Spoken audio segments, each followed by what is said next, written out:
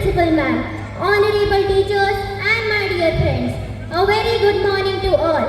Today we all are gathered here with pride and patriotism to celebrate 26th of January, our Republic Day, the day when India truly became a sovereign, democratic and independent nation. आदरणीय मुख्य अतिथि, समिति सदस्य, प्रधानाचार्य महोदया, माननीय शिक्षकगण और मेरे प्यारे दोस्तों, आप सभी को सुप्रभात। आज हम यहाँ गर्व और देशभक्ति के साथ 26 जनवरी हमारे गणतंत्र दिवस को मनाने के लिए एकत्रित हुए हैं। यह वह दिन है जब भारत सही मायने में एक संप्रभु, लोकतांत्रिक और स्वतंत्र राष्ट्र बना था। India got independence on 15th August 1947, but the freedom alone was not enough. The country also needs a strong system to run its government, economy and society. That's why the framing of our constitution was so important. Bharat को 15 अगस्त 1947 को आज़ादी तो मिली, लेकिन केवल आज़ादी ही काफ़ी नहीं थी। एक देश को अपनी सरकार, अर्थव्यवस्था और समाज चलाने के लिए एक मजबूत व्यवस्था की आवश्यकता होती है। इसलिए हमारे संविधान का निर्माण इतना महत्वपूर्ण था। Before independence, British India was ruled by foreign powers, and even our money system was controlled by them. Our economic decisions were made to benefit Britain, not India. So even after political freedom, India needed economic independence. आज़ादी से पहले भारत पर विदेशी ताकतों का शासन था और यहाँ तक कि हमारी मुद्रा प्रणाली भी उनके नियंत्रण में थी। हमारे आर्थिक निर्णय भारत के फायदे के लिए नहीं बल्कि ब्रिटेन के फायदे के लिए जाते थे। इसलिए राजनीतिक स्वतंत्रता के बाद भी भारत को आर्थिक स्वतंत्रता की आवश्यकता थी।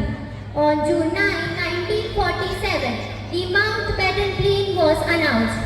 It divided British India into two new nations, India and Pakistan. Though the division caused pain and suffering, it allowed India to begin its journey as a free nation. However, many important events during this period happened behind the scenes, including efforts by Indian leaders to stabilize the country and build its future. 9 जून 1947 को Mountbatten योजना की घोषणा की गई थी। इसने British Bharat को दो नए देशों, भारत और पाकिस्तान में विभाजित कर दिया। हालांकि इस विभाजन ने बहुत दुख और पीड़ा दी, लेकिन इसने भारत को स्वतंत्र राष्ट्र के रूप में अपनी यात्रा शुरू करने का अवसर भी दिया। इस दौरान पर्दे के पीछे कई महत्वपूर्ण घटनाएं घटी, जिनमें भारतीय नेताओं द्वारा भारत को स्थिर करने और भविष्य के निर्माण के प्रयास शामिल थे।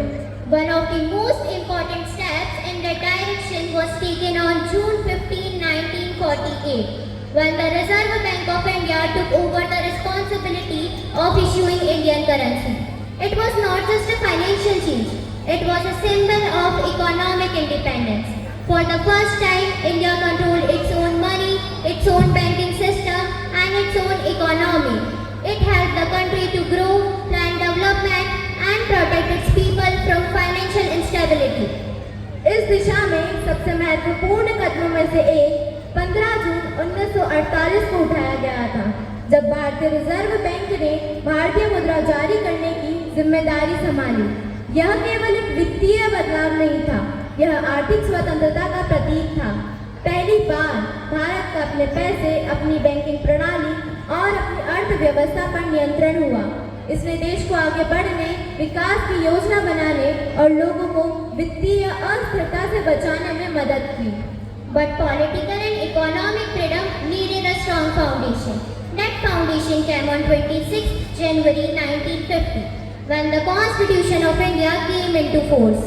लेकिन राजनीतिक और आर्थिक स्वतंत्रता को एक मजबूत आधार की जरूरत थी। वह आधार 26 जनवरी 1950 को मिला, जब हमारा संविधान लागू हुआ। The Constitution gave its fundamental rights, equality, justice, and freedom. It made every Indian equal before the law, regardless of caste, religion, or gender. Republic Day reminds us that freedom is not just about independence from foreign rule. It is about living with dignity, discipline, and responsibility. संविधान ने हमें मौलिक अधिकार, समानता, न्याय और स्वतंत्रता दी। इसने जाति, धर्म, या लिंग की परवाह किए बिना हर भारतीय को कानून के सामने समान बनाया। गणतंत्र दिवस हमें याद दिलाता है कि स्वतंत्रता का अर्थ केवल विदेशी शासनों से मुक्ति नहीं है, इसका अर्थ गरिमा, अनुशासन और जिम्मेदारी के साथ जीना भी है। Every Indian has the power to shape the future of this great nation. Let us remember the sacrifices of our freedom fighters, the vision of our leaders, and the strength of our constitution. Let us promise to be good citizens, honest workers, and proud Indians. आज हर भारतीय के पास इस महान राष्ट्र को आकार देने की शक्ति है।